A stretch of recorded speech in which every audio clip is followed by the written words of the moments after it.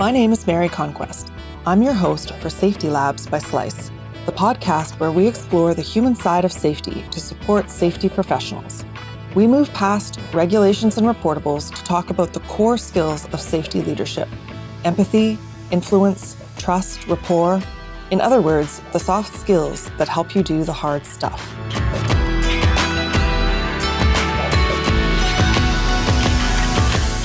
Hi there, welcome to Safety Labs by Slice. We hear our first stories as infants, whether they're songs that tell us about three blind mice or picture books about Goldilocks and the Three Bears. We learn through narrative. This is true across cultures and time. It's clear that humans have a fundamental and even biological connection to narrative. What is the neuroscience of storytelling? And what does narrative have to do with workplace safety? EHS professional and public speaker Mary Stine joins us today to answer those questions and share her wisdom about the power of narrative. That's right, today you get two Marys for the price of one. Instead of our usual biography, I'd like to try something a little more on theme for today's topic. I've asked Mary to tell us her biography in the form of a story. Welcome. Hello. How are you doing, Mary? Hi. Good. I'm looking forward to this. It's exciting. So I'll lead you in. Once upon a time, there was this wonderful, magnificent being who was excited to explore the journey of Earth and decided to focus on environmental health and safety. And you're thinking, wow, a small kid wants to do that? It's true. I ran my platform on elementary school and won as the president of the student body because I wanted everyone to take care of the plants and the trees and everything. It was really weird. But that person grew up to be a phenomenal human being, a strong mentor, a relator, went to school to be educated in the sciences of both medicine and psychology, and finished with an environmental sciences degree as well as an occupational health and safety degree. But in order to tie a nice bow on it, to communicate and to learn how to work with others, she completed her bachelor's of science and her MBA in business. That helped me to understand how to communicate with people. So hopefully you'll get a good idea of who I am by the end of this topic. Awesome. Thanks so much. So Mary joins us from Carmel, California. So let's get into the meat of the interview. Once upon a time, that fairy tale phrase grabs attention, even in a room full of adults. So what is so compelling about narrative and storytelling for humans? The effect of communication begins very early, Mary. In studies that were performed on different places and events regarding the development of children, they wanted to see how integral was interface. Can you develop the same sociopathy and the same social dynamics independently, or do you need a catalyst and a sounding board? So it's very important. As a matter of fact, the study proved that if there were children nourished and fed but kept isolated away from human contact and touch, they actually died. They died increasingly rapid, like 3 months to 6 months. They never made it to a year. Communication, touch, tactile, as well as visual cues are integral in helping someone to feel whole and valued. What does the neuroscience tell us about storytelling specifically? There are chemical reactions, Mary, that everyone should be aware of. We are human beings. We absorb information through our brain. We absorb information through, verbal or oral materials in front of us. And we kind of get excited about some things and we get kind of turned off by some things. It's a visual cue in your brain that says, I like this, I don't like this. And that particular juncture in your brain is built up of chemicals and neurons and synapses. And these processes help you to identify the release of dopamine, etc. And when you get those particular reactions, the first thing that your mind says is, I want to go back to that again. I enjoyed that. Or if they get the adrenaline rush that results from a negative experience, they think, oh, I do not want to go back to that. That stressed me out. So your brain actually works like this. Your brain has different stops and cues and alleyways of information that comes to you. It adjusts so that you can survive an environment or an equation or an event. You may have heard of fight or flight syndrome. You may have heard of the love brain, the person who's just thinking in this amorous state that anything that person says and does is just fine with them until they come out of that love brain state. But then you have the brain that wants to focus and concentrate and learn topics. In order for all of these things to work, the brain, the eyes, and the ears have to coordinate together. And if you're a person that is impaired visually or impaired auditorily, then you're going to have a different mechanism for learning, which is tactile, sensory, or visual cues. So most of the things that happen in your brain react as like a recording system. If you've ever placed your voice on record and then you play it back, you don't think that's your voice. You feel kind of like disconnected.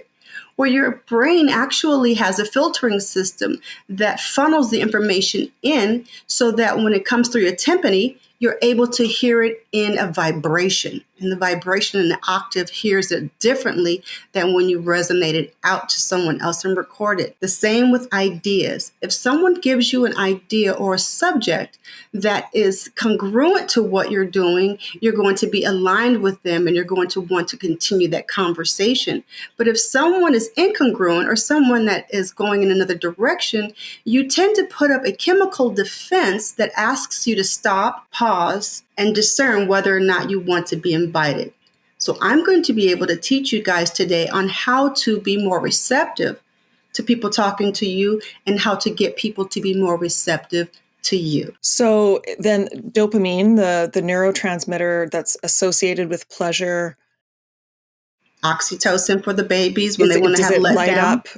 Mm-hmm. It sure does. As a matter of fact, Yeah. I had some visuals I was going to show you. You can look at them later. But the visual cues have different parts of your brain that refer to cognitive science as coherence. And so when we build knowledge, the brain automatically tries to fit that new information into the existing schemes or network. So when you're talking about the chemicals going through, they're setting those little shoots down the lines and saying, I like this, I don't like that. So that's what I mean by your brain working together. So then in a way, narrative, it's kind of a familiar structure, right? Like we understand narrative from a very early age, beginning, middle, conflict. And so are you saying that when we tell stories, people relate to them a bit better than just raw information because they've got those structures or because it's familiar in some sense? You're right. It is to do with the fact that the structure, the first part, beginning, middle, and end, the resolution is critical to the narrative. And if you were just to tell someone what you wanted them to do, for example, they're going to take that as a direct instruction.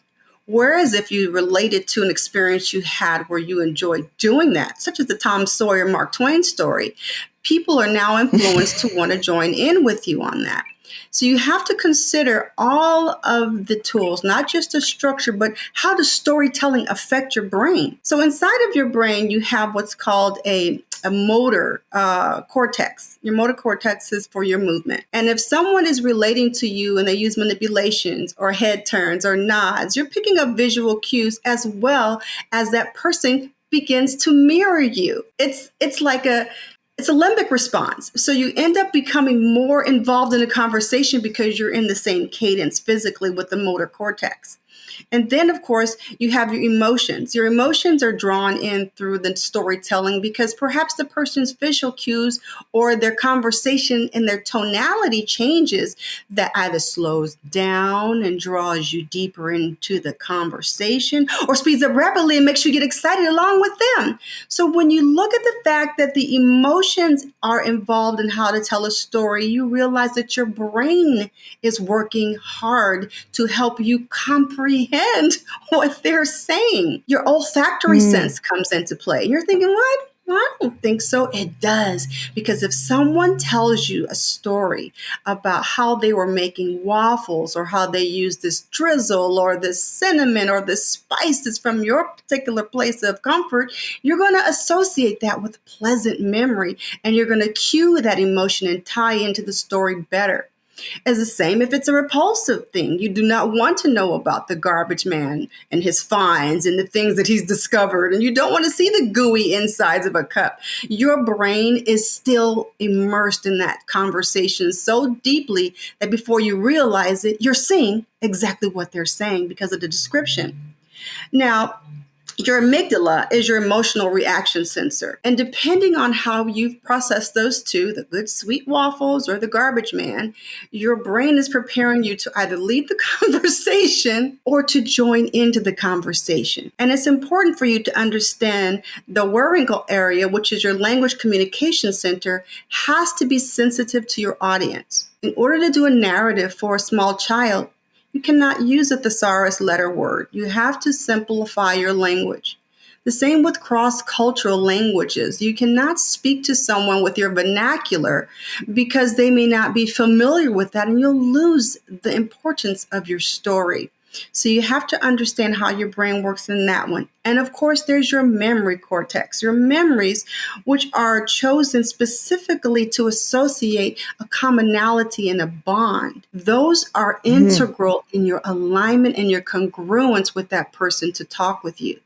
If you want to bond with someone and you're narrating your story, you're going to begin with describing your story. You're going to give a descriptor of your arena so that that person can now sequester themselves into your visual. Then you're going to give them the information in parts. And I will go into more detail of the actual structure because there are several formulas and paradigms on how you can actually structure a conversation and a narrative. But the important part is the linear conversation must have a resolution that is identical to your outcome.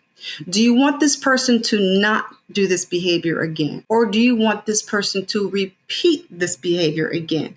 That resolution and outcome has to align with that for you to make your point. If you were to tell someone a story and it ended poorly, and then you say, okay, now it's your turn, what do you think the likelihood is of them joining you? So even if it was difficult for you and it was a poor outcome the first time for you, then you tell about your second attempt where you succeeded. So it sounds to me like in general, we're wired for connection, but also we're wired to very quickly either lean into or lean away from whatever information is coming towards us. So, and I'm sure that our very smart listeners have already started to make connections, but I'll just ask you explicitly, if we've established that storytelling is fundamental, what specifically does it have to do with workplace safety? Why should safety professionals care about storytelling? I like that you asked that question. If you were to ask me that question when I first began my journey, I wouldn't have the answer. I really wouldn't know because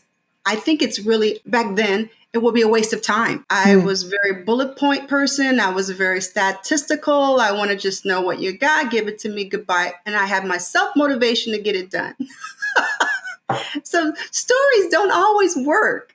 And especially if you need to do within a minute. But now that we understand about the statistics of those who manage to do outstanding work and to take on new challenges, they were able to do it by leading the audience through interactive exercises or interactive communication. And the only people in safety that would need that would be those who want to be leaders. You don't have to be a leader by title, but if you want to be a leader, you need to understand that you have to get what is called, quote unquote, buy-in. You have to get the agreement to be forward with someone else. And one of the things that the leaders would need to do is to be able to influence and shift the mindset of what people think that they need to be. Sometimes you go to a job or a workplace and the first thing you want to do is the bare minimum because you're getting paid a certain wage and you figure this is your job description, these are your hours, I'm good and I'm gone. The problem with that mentality is there's no enjoyment. You feel no fulfillment. You feel no accomplishment. You feel no pride. You feel no commitment or loyalty to the company because of the fact that you've segregated your mind and just did what was the bare minimum. It's expressed and it resonates out to your peers, to your leaders, and to your superiors. They say, oh, well, that's a reliable employee. I can always count on Joe or I can always count on Jane. But they also look at it as, I don't think they have the capacity to grow. You show yourself as a limited individual when you do not engage and talk with people. For example, you're on the line, you're observing your routine. You notice that there's something that's flagrant, something that you can fix, but it's not your wheelhouse, it's not your expertise. You hope someone else catches it. If that comes to light, you are doing your job, you were doing your hours, you were doing the best, but someone's going to say, how come you didn't catch that, Joe? How come you didn't catch that, Jane? Now your character comes into play. So you're saying, well, how does storytelling even affect that? Storytelling affects it this way. You become self-aware. You become proficient. You become yourself. You show your personality. You build that character. Or people would say oh no, I don't think Joe or Jane would have missed that. I'm sure they would have said something because now you've established a rapport. You've established a personality. You've told stories to people. They know a little bit about your vernacular. They know a little bit about your character and they bolster for you. They can validate your loyalty. So stories are integral in helping you to build not only your reputation and character, but to align with others in your workplace so that it's no longer a 9 to 5 or an 8 to 12. It is a place to go to be better and to learn more about yourself than you did before. Wow. So I had some ideas about how you might answer that, but I have to say you came up with a bunch more that I hadn't even thought about. So connection, rapport, trust, and the one that I really hadn't thought about that I'll have to go over is really career advancement. Mhm. Getting noticed, being a leader, which is essentially, as you defined it, about persuading people, right? Getting buy-in is persuasion. That is correct. Great. Awesome. So what situations in an OHS manager's daily work do you think are kind of well suited to incorporating narrative? Mary, there are several. I mean, I'm sure there are a few. Yeah. let's take it from a perspective of an introvert versus an extrovert. How about that? Okay. All right. Yeah. Most safety professionals are introverts. You would be surprised, but they are. And the majority of them are introverts because they want to gather the data, the knowledge, and they want to give the data or knowledge to someone else to then communicate.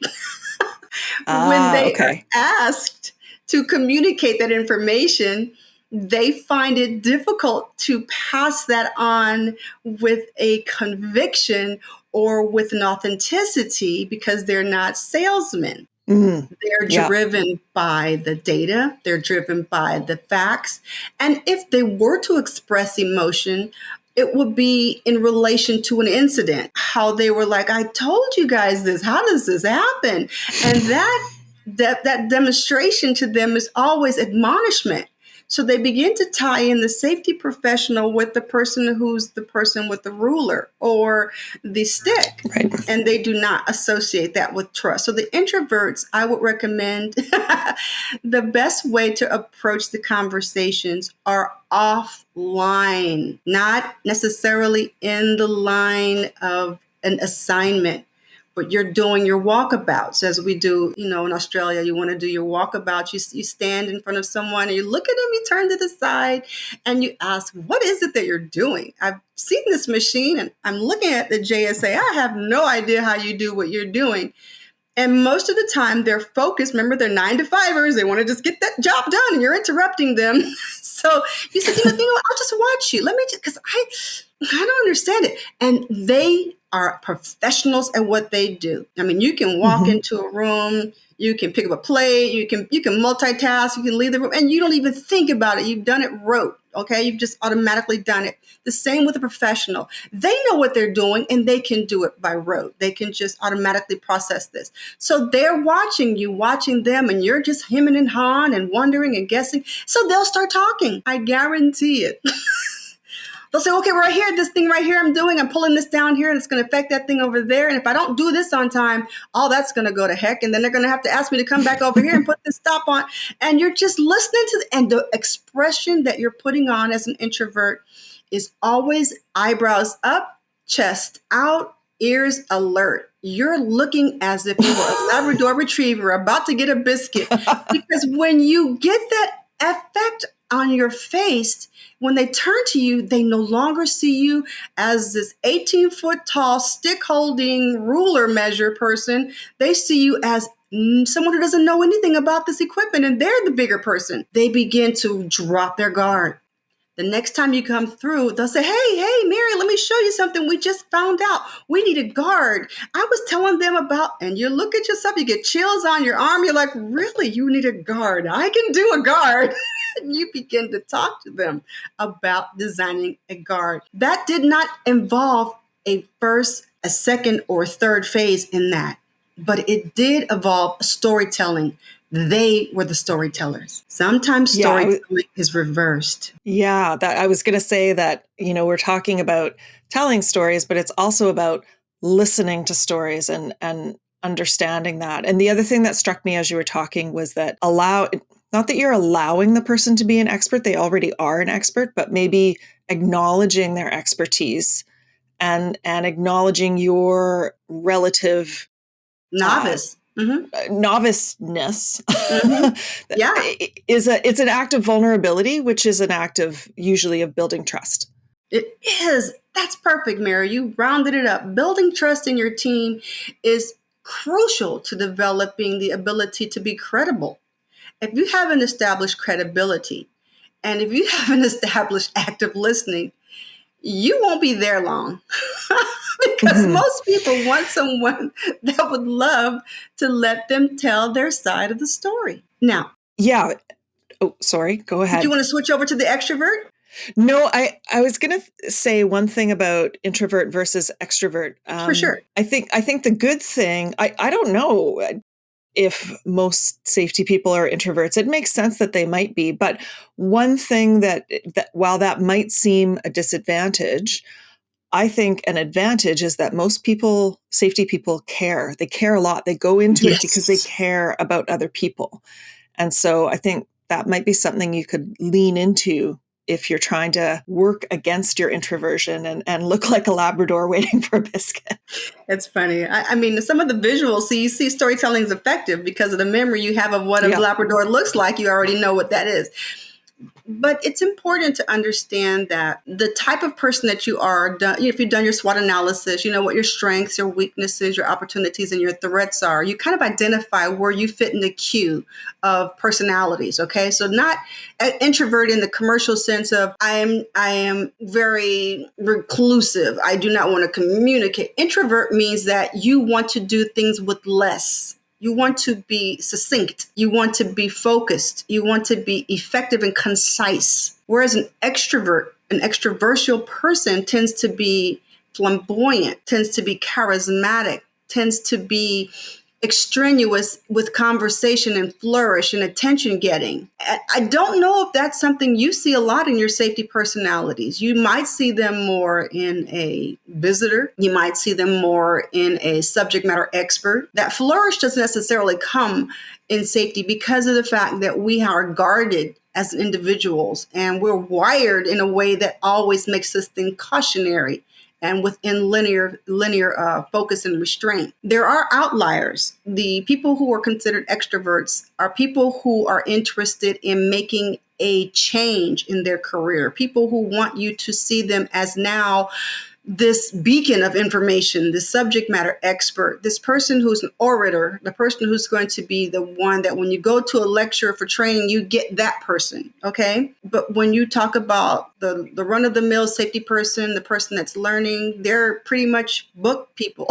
They want to focus on how they can fix that. And so this is why I'm teaching you guys and teaching my friends how to come out of that to become a storyteller, and to understand how to build trust and how to establish credibility and rapport with your team so that you can lead them. I think another good feature about introversion that I just thought of is that people who are introverts, I think, tend to be really good observers. And so they can notice, like, for example, I would never have maybe made that connection with the Labrador Retriever, but you're absolutely right. And it's a great image and I'm going to remember it now. But it takes someone who's observant to notice details like that tell a good story, really. That is true. I like that you're able to immediately show the effect of how you can retain information and learn from it. One of the things that you might want to have the readers or the listeners go into is Kurt Vonnegut's 8 tips on how to write a short story. The information that would help them in that is you can teach them how to write 1 minute and 29 second story, and it will give them the full 5-part story. If you're able to rehearse this story, this conversation that you want to have, so people say, oh, they're going to give that speech. You've ever heard that? Well, if you've rehearsed that speech to a way that gravitates people, they're going to ask you to tell it again because they want to hear it to see what they missed the first time. So you want to make sure that you show them the whole information in one swoop of what you're going to do. You give them a clearance. I want to explain to you why we can no longer step on a ladder with only our hand and our feet. We need to understand why we need to have 3 points of contact. And then you want to go through and stop and hit each point with a commentary. I would love to be able to walk up with 2 buckets and just scale up like a Roboton. And you give them some kind of imaginary image within their genre, within their group of millennial, Gen Z, whatever their avatars are today. I would love to just go up there like a da-da-da-da-da. I says, but the problem is I have a big head, or I have big feet, or I'm clumsy. And you start to let them know the implausibility of defying physics, right? Yes. Because you've now put this person into this robotic suit with this huge behind and this huge head, and they're like, oh gosh, okay, the visual is there. And then when you get down with it, you explain to them, now if I decide to look to the left, I'm already top heavy, that's going to be a problem. And if I miss and my feet hit a bump because they're too big, and they start laughing and they enjoy it. And they say, so how do you solve it? You go, okay, first of all, I can only say engineer it a different way. Either have someone else come to the side and hand it to me as I get where I need to be safely, or give me an apparatus that allows me to hold on as well as pull this item up. Maybe a backpack, maybe a shoulder sling, something that helps me to carry it. Do you have any ideas what we can do? And that engagement, you've told a story in less than 2 minutes. Mm-hmm. And now they're involved. And it sounds like, yeah. So when we're thinking about story, it's not always the way you're describing it. I think it's not always, beginning, middle, end. It's imagery, whether that's, like you were talking about, smells, sensory type of imagery. So there are different structures in storytelling. And some people rely on the theoretical ones, which is Aristotle. They have 3 parts to a story, and Horace has 5 parts. And of course, Gustav Freytag has the 5-part structures. So you want to make sure that when you tell a story, if you're going to do this as a real commitment and you don't have that skill set, think of it as a Super Bowl ad. Super Bowl ads tell stories. Did you know that? Yes. Yeah. And when they tell you the story, they're visual, they're auditory, and if it's involving a food product, they're sensory. So whenever you tell a story to someone, you have to know where they're coming from. You have to know who they are. So you have to know your audience in order to tell a story effectively. So get to know the people you're working with. Ask about. Definitely ask HR. Who do you think is a good leader in this group that hasn't been selected and identified? What do they like? What do they like when they off work? You know, and that's the person that you want to talk to. Or if you want to get a promotion and you're new to the company, you may say, I need to know more about my boss. I want to make sure that my boss recognizes my performance. I'm not very talkative, but I want them to know I do well. How do I improve that? They will say, oh, your boss loves to golf. Your boss loves to eat chocolate cookies. Or your boss is a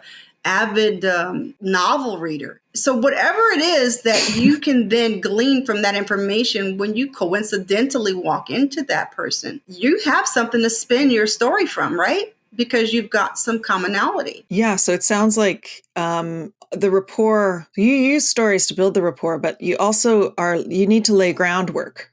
Laying the Yes. groundwork, meaning just getting to know people, as you said, getting to know your audience. But I'm really interested. I'd like to hear more about the different story structures that you just mentioned. Okay, yeah. Because the story structures that I mentioned before, and I would prefer that everyone, because I don't want to take credit for many of the authors, is that they look them up themselves. But the Aristotle portion is what you guys are familiar with, which is the stories beginning, middle, and end. And you're familiar with the stories of how there's a situation, then there's a climax to the situation, and then there's a resolution. Most people think in that way. Whereas Horace has 5 parts because it talks about the subtleties in between those stages. You may have to explain back context. Why are we in this situation that we came to be in this critical condition? And how are we responding to this critical condition physically and environmentally? And then what are the people who are going to be affected by my decision because I've done this? Okay, so it just does the same thing of the 3-part structure, but it breaks it down into a milieu so that you can see a little bit more intricate details. How that relates to you is if you have an audience that is sophisticated, you want to be able to do like what we're doing with you,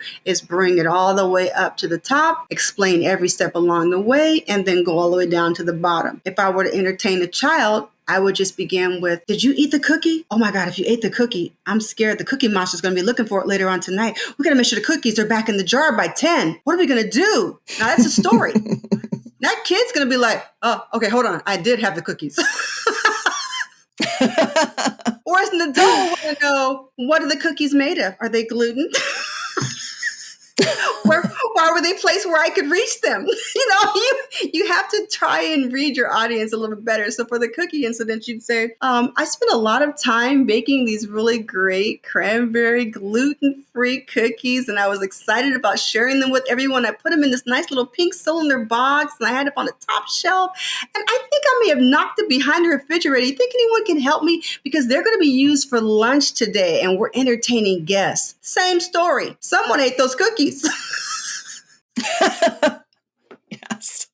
I guess it's better than the note in the office, like, whoever took my cookies, please, please don't do that again. The structures are, once again, Aristotle, 3-part, Horace, 5 parts of his storyline, and Gustave Freytag's 5-part structure. And there's also the Campbell's hero story. As a matter of fact, Campbell Soup always came out with ads in the beginning when they first wanted to let you know their soup was better than anyone else, besides being this new cylinder that you can cut open with a can opener. But by the way, we've been opening wrong for years. I just learned that on TikTok.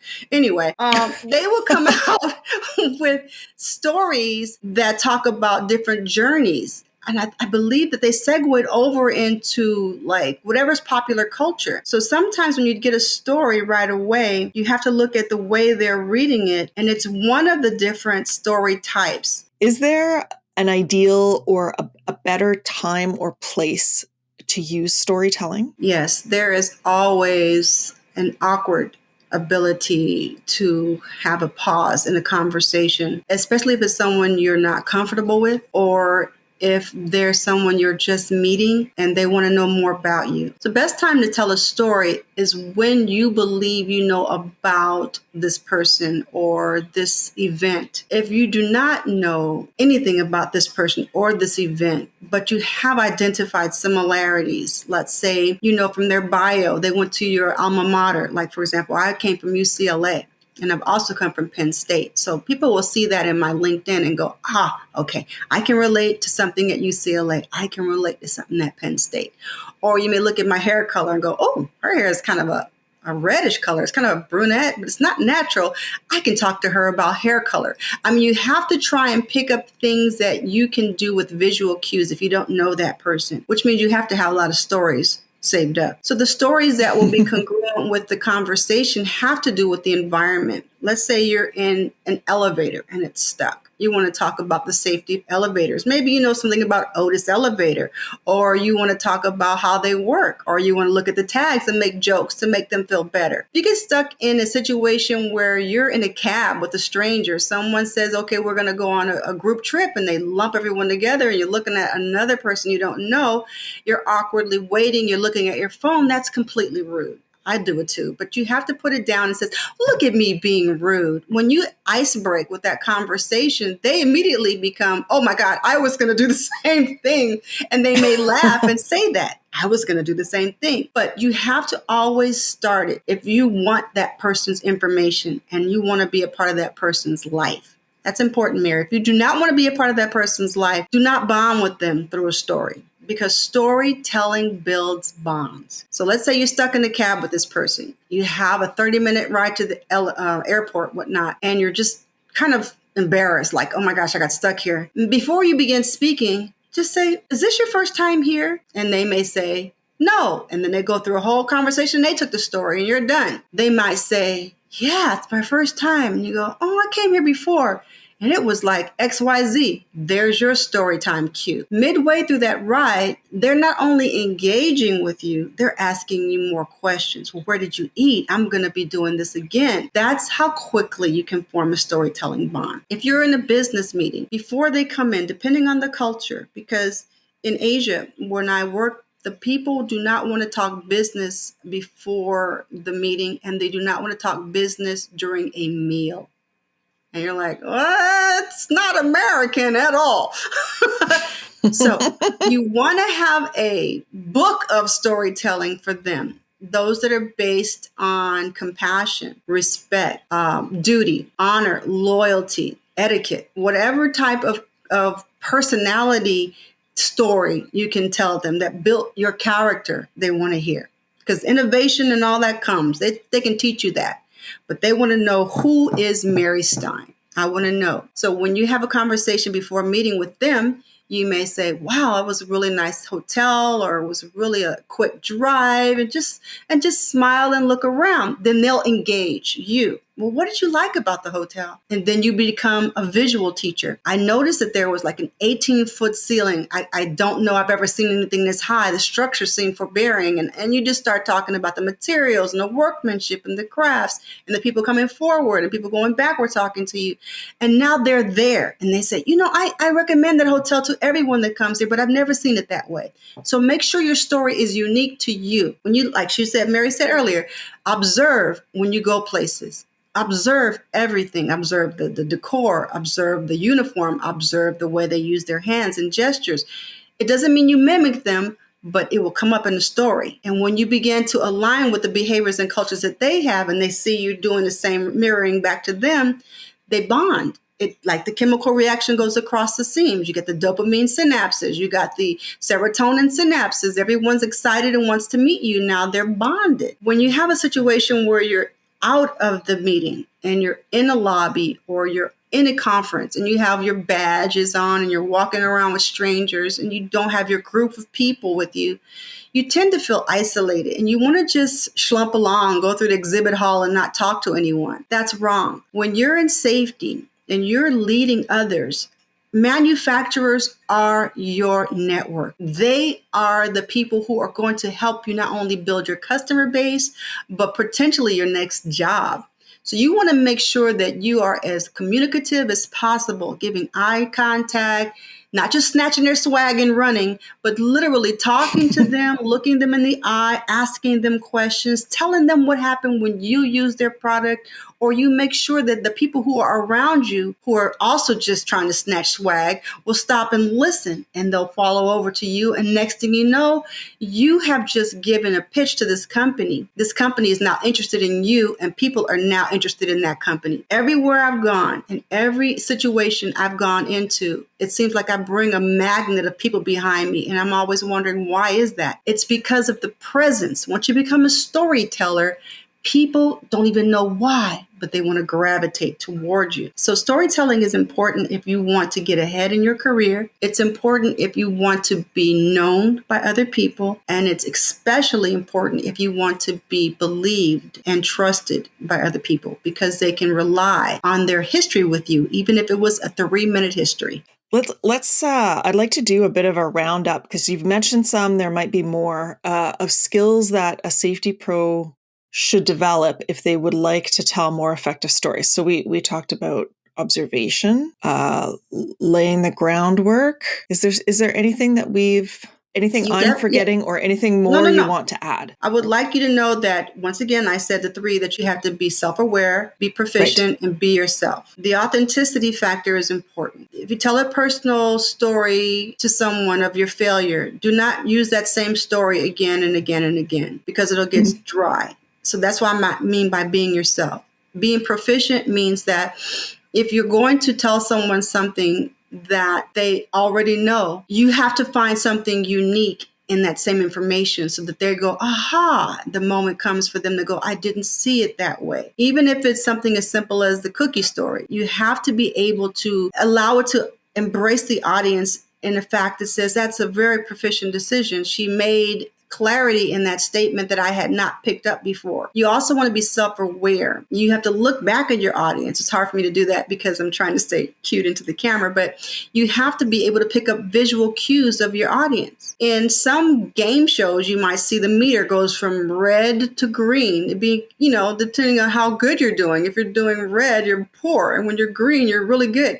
So sometimes you can see visual cues in body language. So the leader would have to be able to recognize when they've lost their audience. Are you familiar with that? Mm-hmm. You've lost me? Yeah. And that's actually my next question was, how can a speaker tell whether a story is well received by the audience or it's missing its mark? So carry on. You're ahead of me.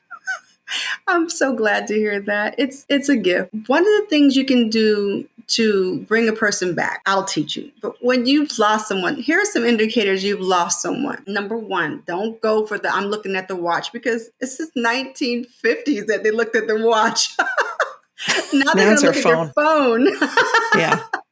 So a person will begin checking their phone, or a person will look down and away from you. They'll look down and away from you. They're gone. They've checked out. If a person is checked out, they will look over your head or at your shoulders. Over your head or at your shoulders. If a person is checked out, they will stare at you and then they'll snap back. Because they're not paying attention and you've droned on too long. Fallen asleep with their eyes open and then woken up. That's so sad. Or my favorite, a person will be and they'll interrupt because you've gone too long and they want to now have their say. So the other thing is, if a person has done any of those visual cues, there are also auditory cues. You'll hear them go, really? See. This tonality just goes down. That's a disapproving tone. If you hear them going, they're on the fence. They're not gone yet. But if they completely checked out, they go, okay, look,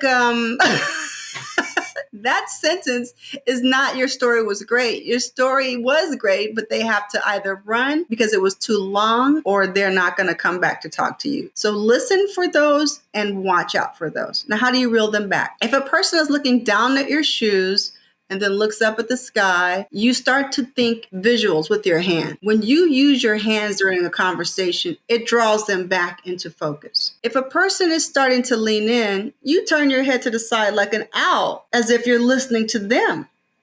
And they'll begin to correct their perspective because they're no longer beating in on you in that one little foci. Now they're adjusting because you've moved. If a person looks at your head and then your shoulders, then you take your hand to your face and you just glide it around. Not in a sensual way. We're not doing that, guys. But you just drive your hand around your chin, or you take it to your throat, or you rub your forehead, or you adjust your glasses, because that'll draw them back into you. All those will bring them back. Now, what do you do when you have them back? You acknowledge you lost them. You do that. Okay.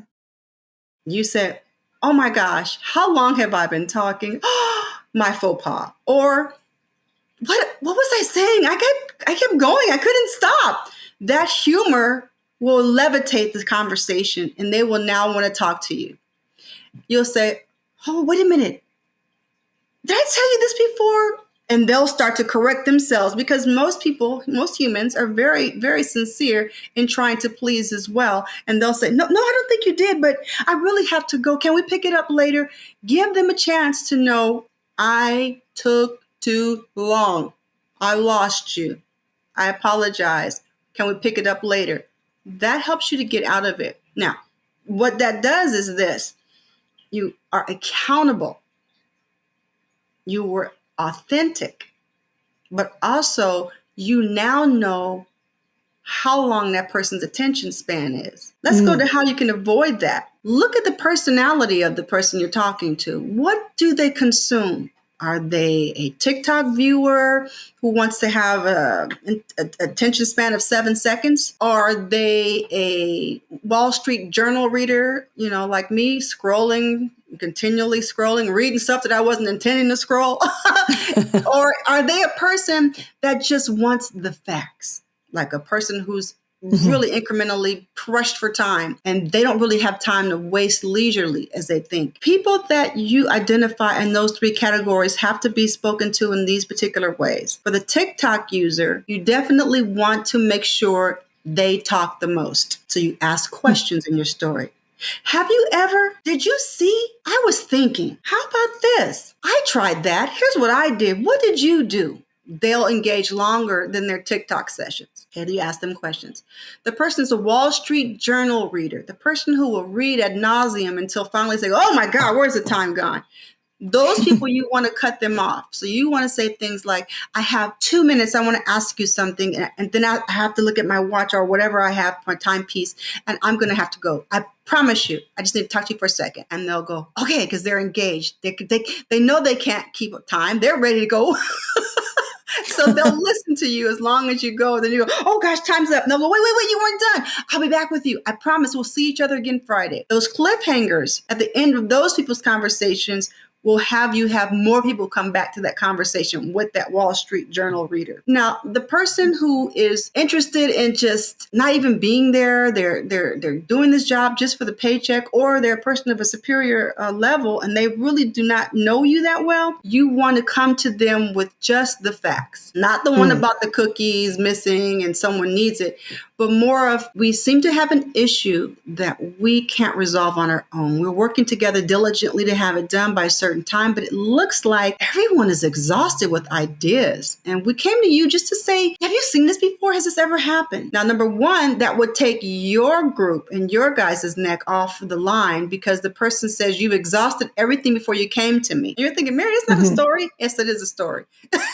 Because you gave them a situation, you gave them anticipated results, and you also gave them ability to communicate back with you on it. Most people will say, I have to put some scheduled together time for you guys as I really want to know more about it. What is this exactly? Oh, it's line number 2. We seem to have lost a radiation bulb and blah, blah, blah, blah. And I thought we had one and we went back to stock and it wasn't enough over the course of the season that we didn't supply. And so our probability is we're going to be down. So we really want to resolve this quickly. Do you think you can schedule it now? Now, that person did not hear you tell a story about who you were, where you're from, but they did learn this about you. You're a person of character and integrity. You're a person of accountability and transparency. You're a person of loyalty because you told them you value not only the product, but the time and increments to get back up running.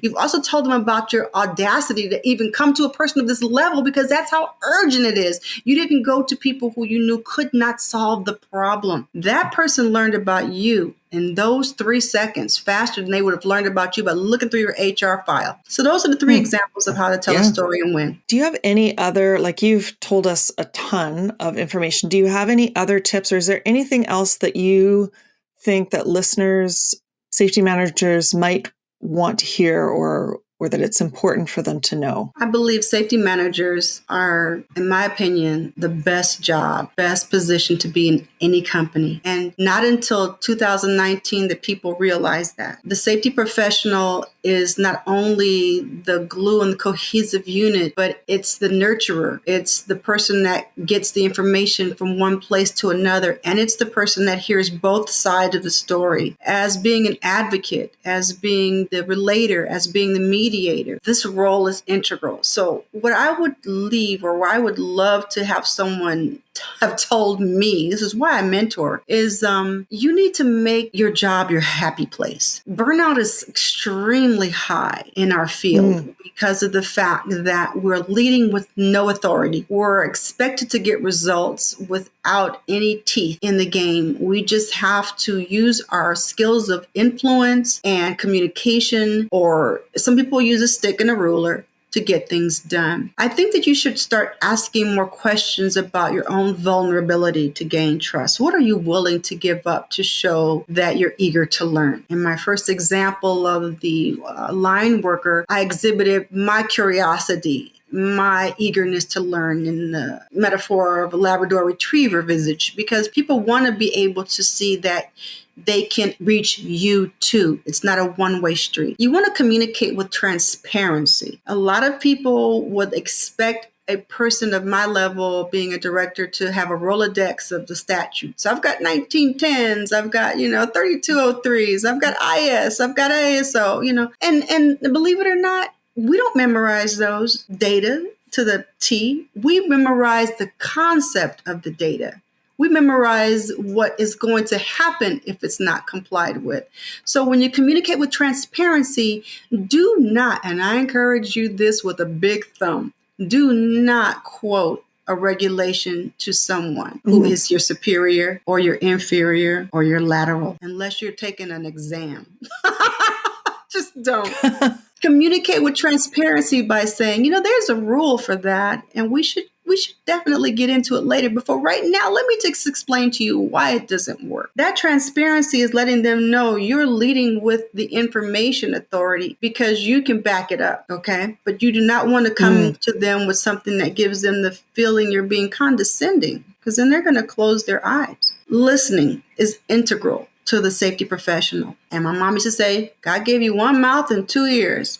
And I says, are you sure? I think I have two mouths. But anyway, she didn't like that joke. The point is, you have to make sure that you listen to people in a way that they know you're listening. How do you listen so they know you're listening? Well, let me give it to you this way. We've already explained how you can lose someone, right? Well, active listening is when you're fully committed. You stop, you turn off your phone, you do not look left or right, you pay attention to them, you definitely wait for them to finish speaking before you speak, and then you may even have those answers already in the conversation because you gave them the time to finish their sentence. So listening means that you're not only paying attention to them, but you're acting as if you know nothing and they're telling you this for the first time. You know how hard that is? It's very hard for an adult to listen because they know everything. But if you listen with authenticity, you listen as if this person is coming to me and telling me how to make tea. I made tea 1,000 times, but then you actually want to just say, forget it. I don't know how they make tea. I'm going to pay attention. You are listening to them and you're observing and you're learning new techniques. I didn't know you used that thing. I didn't know you stir it that way. I didn't know why it has to be that temperature. I didn't know you couldn't just pour it from the bowl. You have to listen as if you did not know something. And even if you do know it and they're repeating it, let them know, okay, that part I know. What else do we have? You can definitely interject because no one wants to waste their time either. Then you have to set left or right lateral limits, giving responsibility to your team or to your leader on what they can and cannot expect from you. And this promotes innovation and independence, which means they want you to give them the answer as a leader. You're telling them the story, you're telling them this, you bonded, now they want to now advocate for you and they want to speak to you, but they want to just pull you whenever they want to pull you. And you have to realize burnout, we discussed earlier, is real. So you have to say, okay, Jane, sorry, Joe, listen, I'm going to be on lunch and I'm going to be taking this for a bit. And when I'm done with lunch, I'm going to come find you. You set those boundaries. realistically, they will respect you. Okay. If it's a boss, a person above you, you say, okay, listen, I definitely want to answer your question, but you've scheduled me for this time for a break. I have this on my schedule. When can you fit in here? Or if it's urgent, I can stop what I'm eating and pick my lunch up later. They're going to know about the HR laws, and they're going to go, oh, no, take your lunch. I'll circle back. It's not that serious. You'd be surprised. If you don't speak up, you will burn out. You also want to know that the innovation and the independence that comes from this is that now you realize you have not only made yourself feel more secure with your boundaries, you've already made sure that they understand that you're communicating with transparency, you've already told them your vulnerabilities and your statements of vulnerability are apparent, but now they are listening to you as a leader because you've become human. Being a safety professional who tells stories makes you not only more credible, but then makes you human. And it's crazy because when I was growing up, I never thought anything of safety people. I just thought they just directed traffic or they were construction workers. Like the uniform was who they were. But as I've gotten older and I've got into the profession this deep, I found that most safety professionals, which are introversial, are very insecure about their roles. They have what's called imposter syndrome. They have what's called the inability to influence. So they feel that all of their information is just wasted and they end up switching careers, especially females, because they don't feel they can make that impact. But once you learn how to build your storytelling skills, people will connect you with the way they felt because of the chemical reactions in their brain during the time they were with you. So whenever you're on your feet, safety person, you're in the presence of your people, you're in the presence of your family, you're in the presence of your grocery store people, be authentic, be yourself, be happy. If you're a safety person and you can't help yourself, you're looking at the lines and the cans not turned the right way, you say that out loud. Oh my gosh, this reminds me of rec crew. I want to just put the labels to the front and people will be behind you and they'll just start laughing and go, really?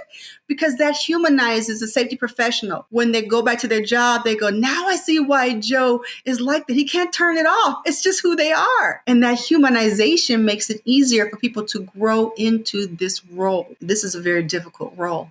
So that will be my advice to you, to ask questions from people, to listen actively, to demonstrate your vulnerability, and to definitely set your left and right lateral limits, making sure that they know what you will do for them and what you won't do for them to make sure you're a whole person at the end of the day. Fantastic. Thank you so much. I have some questions that I ask every guest that are not necessarily on the topic.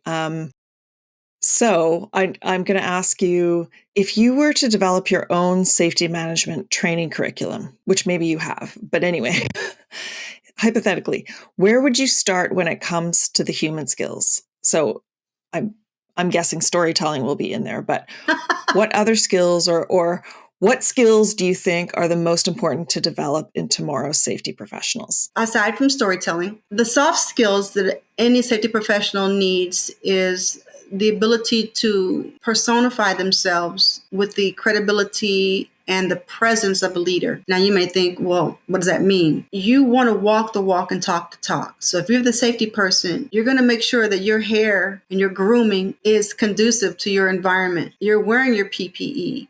You're wearing less of whatever you need to wear less of so that you're safe in your environment. Okay. So that's what I mean by your visual. Your visual personification is you are a safety person. When you walk into the room, they'll go, oh, gosh, the safety guy. And I don't mean wearing a flat vest.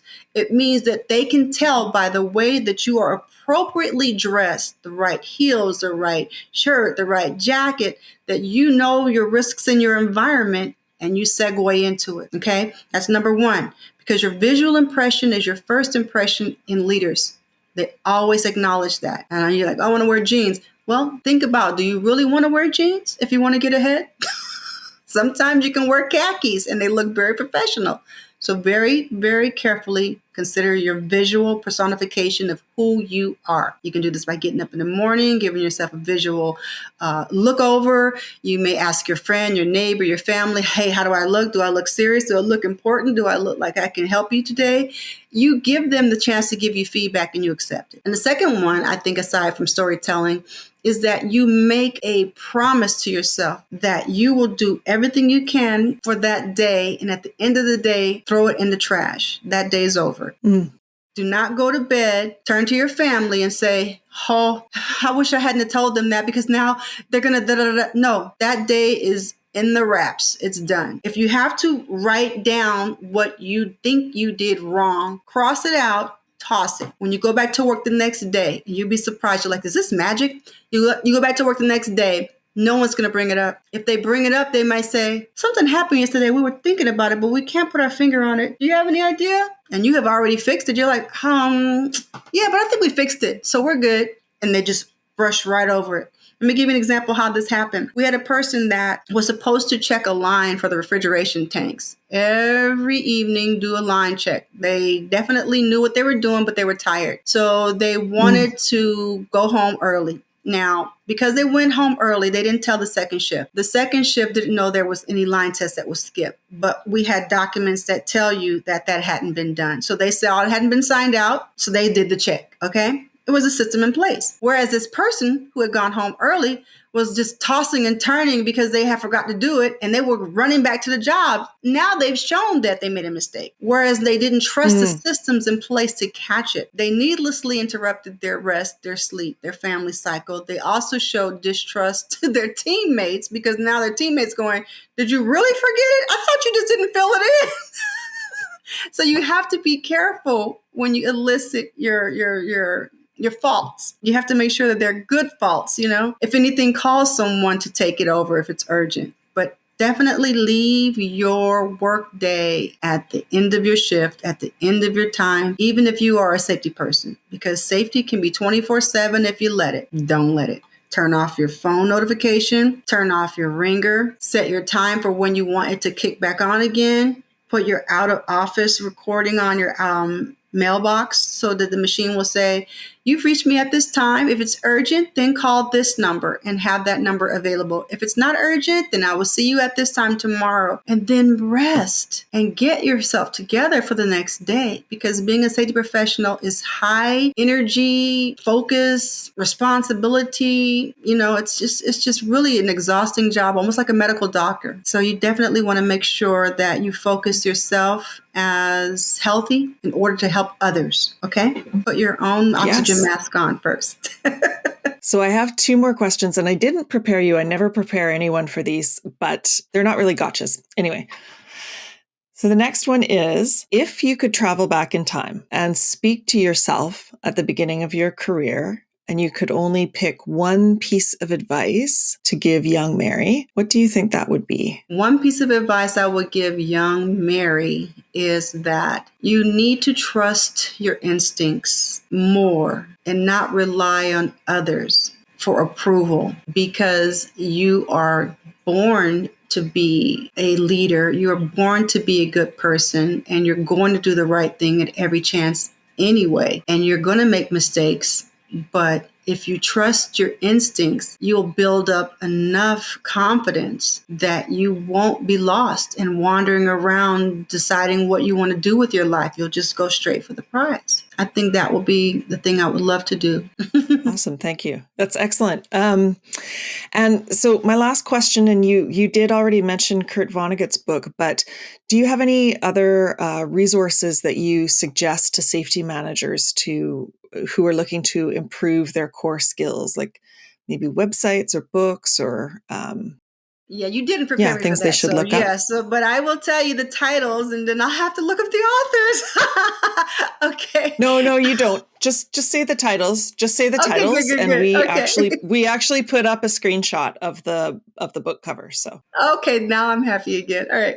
So, Leadership from the Inside Out. Okay, that's a very important book. Okay, and then The Speed of Trust. Okay, I haven't heard of that one. So, do you remember that one? That's good. And then there is Building Virtual Teams. Now, there's different volumes. I believe this is volume 7. Virtual Teams is how to interface with people now. And I learned this back in 2013 before we became a virtual world. So I would use that as a beginning book for a person who wants to be able to manage groups across the countries that they work. So those are the 3 that I think Awesome. Leadership from the inside out made a shift in my entire career, because I learned that in business school, but it was totally all about how to deal with people in safety. Great. So where can our listeners find you on the web? All right. I can be found in 2 locations currently. One is with Global EH&S Professionals, as you see the logo on the screen. And they're on Telegram, which is an app. It's a community of EH&S professionals where I speak publicly. We share knowledge platforms. We have about 700 members right now, so you're welcome to join, get information, get slides, get data. Also with the website of the American Society of Safety Professionals, formerly the American Society of Safety Engineers. You can find me on that website at www.sj.ASSP.org/WISE. And that's spelled WISE for Women in Safety Engineering. If you want to just hit an email out to me, you can hit me also at wise@sj.ASSP.org. And that will email me directly so that you can communicate with me regarding anything that has to do with safety or any of my upcoming events. I will be speaking in November at the OHSE Excel Conference for Oil and Gas for the Middle East and African Summit, and that's going to be in November. I'll be speaking in October 21st and 22nd for the American Society of Safety Professionals Leadership Conference for young leaders who want to move forward. I'm the chairperson of that conference, and I will be leading our keynote speaker onto the floor, so you get to see me again. Awesome. Thank you. Well, that's all the time we have for today. Thanks so much for joining us, Mary, and all the information you helped us out with. Thank you very much, Mary. I was honored and surprised. You have a great audience and a great platform. Thank you. And thanks to our listeners for tuning in. And as always, my thanks to the Safety Labs by Slice team, who know how to tell a great story.